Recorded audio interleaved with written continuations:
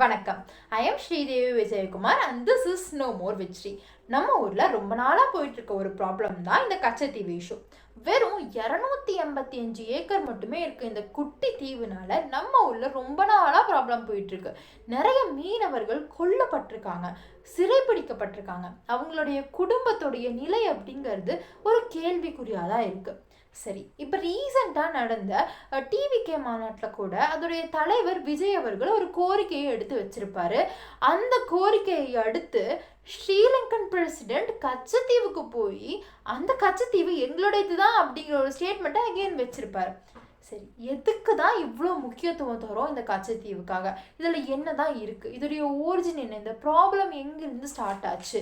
இது நிஜமாவே யாருடையது? ஸ்ரீலங்காவுடையதா இல்லை இந்தியாவுடையதா? இதோடைய ஃப்யூச்சர் அப்படிங்கிறது எப்படி இருக்கும்? இதோடைய பாசிபிலிட்டிஸ் எல்லாம் என்ன? இதனால் மக்களுக்கு என்னென்ன யூஸ் இருக்குது, என்னென்ன டிஸ்அட்வான்டேஜஸ் இருக்குது? இதை பற்றியெல்லாம் தெளிவாக இந்த வீடியோவில் தெரிஞ்சுக்கலாம். இந்த வீடியோவை ஃபுல்லாக பாருங்கள். கச்சத்தீவு தமிழ்நாட்டுக்கும் ஸ்ரீலங்காவுக்கும் இடையில கனெக்ட் ஆகிற பார்க் ஸ்ட்ரைட்ல ஒரு தீவு தான் இந்த கச்சத்தீவு. என்னதான் இது இவ்வளோ குட்டியா இருந்தாலும் இது ரொம்ப முக்கியமானதா கருதப்படுது. 1087 to 1096 CEல நிஷங்கமாலா அப்படிங்கிற ஒரு கிங் ஸ்ரீலங்கால இருந்ததாகவும் அவரு இந்த கச்சத்தீவு ஐலாண்டை போய் விசிட் பண்ணதாகவும் குறிப்பிடப்பட்டிருக்கு. அந்த இன்ஸ்கிரிப்ஷன்ல கச்சத்தீவுன்னு மென்ஷன் பண்ணாம காசின்னு மென்ஷன் பண்ணியிருப்பாங்க. கொலோனியல் ஏரா, இப்போ இந்த ஃபாரின் பவர்ஸ் எல்லாம் இந்தியாவுக்குள்ள வர ஆரம்பிச்சிச்சோ அப்பவுமே ஸ்ரீலங்கா தான் கச்சத்தீவை வச்சிருந்துச்சு. அதுக்கப்புறமா 1601 to 1700, அதாவது 17th செஞ்சுரியில இந்தியாவுடைய ராம்நாடு கிங்டம்க்கு கீழே தான் கச்சத்தீவு இருந்துச்சு. அது வரைக்கும் ஓகே. அதுக்கப்புறமா பிரிட்டிஷ் வந்ததுக்கப்புறம் மெட்ராஸ் பிரசிடென்சிக்கு கீழே மாறிடுச்சு. இது வரைக்கும் எல்லாமே நல்லா தான் போயிட்டு இருந்துச்சு. ஆனால் 1920 தான் உண்மையான டிஸ்பியூட் அப்படிங்கிறது ஆரம்பிச்சிச்சு. இந்தியா இந்த கச்சத்தீவு இந்தியாவுடைய ராம்நாடு கிங்டம்க்கு சொந்தம் அப்படின்னு சண்டை போட ஸ்ரீலங்கா செலோன், அதாவது அந்த டைம்ல ஸ்ரீலங்காவை நம்ம செலோன் அப்படின்னு தான் சொல்லுவோம். ஸோ செலோன் இது செலோனுக்கு சொந்தம் அப்படின்னு சொல்லி சண்டை போட ஆரம்பிச்சுட்டாங்க.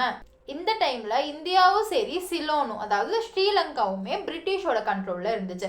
ஸோ ஒரு சர்வே எடுத்தாங்க. அந்த சர்வேல இந்த கச்சத்தீவு சிலோனுக்கு தான் சொந்தம் அப்படின்னு முடிவு எடுத்தாங்க.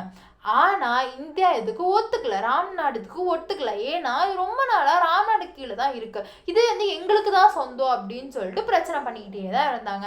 இண்டிபெண்டன்ஸ்க்கு அப்புறமும் கூட இந்த பிரச்சனை தொடர்ந்துகிட்டே தான் இருந்துச்சு. இந்த பிரச்சனையெல்லாம் ஒரு பக்கம் போயிட்டே இருக்க 1974ல நம்ம இந்தியாவுடைய பிரைம் மினிஸ்டரா இருந்த இந்திரா காந்தி ஸ்ரீலங்கா கூட ஒரு அக்ரிமெண்ட் போடுறாங்க, இந்தோ ஸ்ரீலங்கன் மெரிடைம் அக்ரிமெண்ட். இந்த அக்ரிமெண்ட் படி கச்சத்தீவு ஸ்ரீலங்காக்கு தான் சொந்தம் அப்படின்னு முடிவு பண்றாங்க. என்னதான் அக்ரிமெண்ட் சைன் பண்ணியிருந்தாலுமே தமிழக மீனவர்கள் அங்க போகலாம், ஃபெஸ்டிவல்ஸ் அட்டென்ட் பண்ணலாம், இந்த மாதிரி சின்ன சின்ன லிபரேட்டிஸ் எல்லாம் இருந்துச்சு. அந்த நெட்டை காய வைக்கலாம், இந்த மாதிரி லிபரேட்டிஸ் இருந்தாலுமே இதுல நிறைய டிஸ்பியூட்ஸ் வந்துச்சு, நிறைய பிரச்சனைகள் வந்துச்சு. அதனால 1976ல இன்னொரு அக்ரிமெண்ட் சைன் பண்றாங்க. இதுல கிளியரா இந்தியாவோடைய எக்ஸ்க்ளூசிவ் ஜோனையும் ஸ்ரீலங்காவோடைய எக்ஸ்க்ளூசிவ் ஜோனையும் மார்க் பண்றாங்க.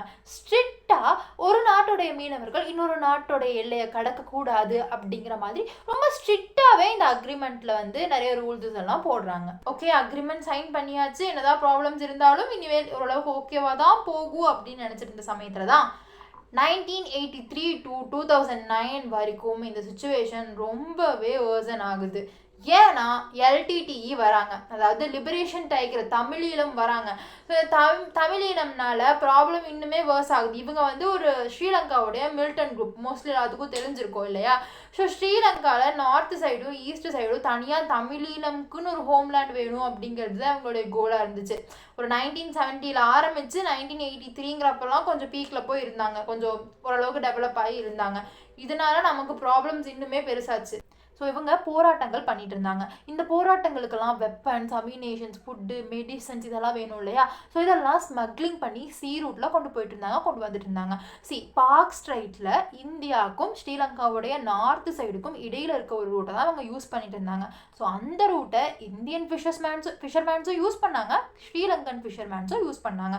ஒருவேளை இந்த எல்டிடிஇ இந்தியன் போட்ஸில் அவங்களுக்கு தேவையான மெடிசன்ஸ், வெப்பன்ஸ் எல்லாம் எடுத்துகிட்டு போகிறாங்களோ அப்படின்னு ஸ்ரீலங்கன் நேவி சந்தேகப்பட்டு நிறைய இன்னசென்ட் ஃபிஷர்மேன்ஸை கொன்னாங்க, அட்டாக் பண்ணாங்க. நிறைய இன்னசென்ட் ஃபிஷர்மேன்ஸ், அதாவது தமிழ் ஃபிஷர்மேன்ஸ் வந்து பாதிக்கப்பட்டாங்க இந்த செயல்னால. இந்த மாதிரி நம்ம தமிழக மீனவர்களெல்லாம் கஷ்டப்பட்டுட்டு இருக்கப்போ இந்தியா ஸ்ரீலங்கா கிட்ட பேச்சுவார்த்தை நடத்தினாங்க.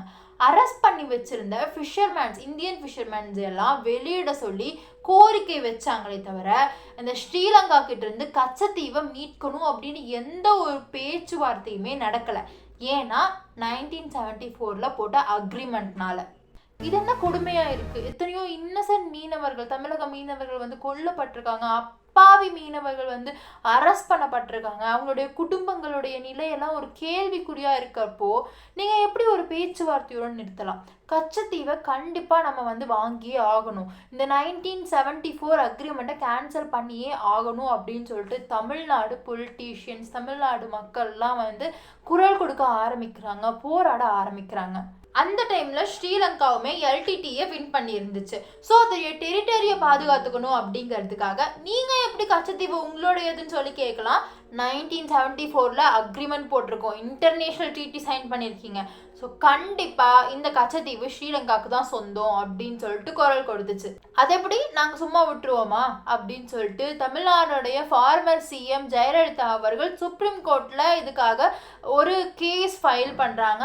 ஆனாலுமே 1974 and 1976 அக்ரிமெண்ட்ல எந்த ஒரு சேஞ்சஸுமே வரல. ஸோ இந்த மாதிரி ஒவ்வொருத்தவங்க ஒவ்வொரு பீரியட்ல அவங்களுடைய கருத்துக்களை வச்சுக்கிட்டு தான் இருக்காங்க, அவங்க வந்து கோரிக்கைகளை வச்சுக்கிட்டு தான் இருக்காங்க. அந்த வரிசையில் இப்போ ரீசெண்டாக மதுரையில் நடந்த டிவிகே மாநாட்டில் அதோடைய தலைவர் விஜயுமே வந்து பிரைம் மினிஸ்டர் கிட்ட எங்களுக்கு வந்து கச்சத்தீவை மீட்டு கொடுங்க, 800 மீனவர்களுக்கு மேலே இறந்துட்டாங்க அப்படின்னு சொல்லிட்டு ஒரு கோரிக்கையை வச்சிருப்பாங்க. இதை தொடர்ந்து ஸ்ரீலங்கன் பிரசிடென்ட் கச்சத்தீவுக்கு போய் அங்கே கச்சத்தீவு எங்களோட இதுதான் அப்படின்னு சொல்லிட்டு ஒரு ஸ்டேட்மெண்ட்டை வச்சுட்டாரு. சரிப்பா இருக்கட்டும், இவ்வளோ நாளாக நம்ம கச்சத்தீவை மீட்கணும்னு சொல்கிறோமே, இதை மீட்கிறதுக்கு என்னதான் வழி அப்படின்னா, ஒன்று நம்ம ஸ்ரீலங்கா கிட்ட டைரக்டாகவே பேச்சுவார்த்தையில் ஈடுபட்டு பார்க்கலாம், எங்களுக்கு கொடுங்க அப்படின்னு கேட்டு பார்க்கலாம். இல்லையா அட்லீஸ்ட் லீஸுக்காவது ஒரு 100 வருஷத்துக்கு கேட்டு பார்க்கலாம். அதுவும் இல்லைன்னா இன்டர்நேஷனல் கோர்ட் ஆஃப் ஜஸ்டிஸ் கிட்ட கொண்டு போகலாம். இந்த மாதிரி சில வழிகள்லாம் இருக்குது. ஓகே, சப்போஸ் நம்ம கச்சத்தீவை மீட்டுட்டோம் அப்படின்னா நமக்கு என்னென்ன பெனிஃபிட்ஸ்? நம்பர் 1, நம்ம மீனவர்களுடைய பாதுகாப்பு. மீன் பிடிக்க போனால் அவங்க ஷூட் பண்ணிடுவாங்களோ, அரெஸ்ட் பண்ணிடுவாங்களோ, இறந்துருவோமோ அப்படின்னு பயம் இல்லாமல் போயிட்டு வரலாம். நம்பர் 2, மீனவர்களுடைய பொருளாதாரம், அவங்க எக்கனாமிக்கலி டெவலப் ஆவாங்க. நம்பர் 3, இந்த கச்சத்தீவில் தான் முக்கியமான நேவல் பாயிண்ட் இருக்குது.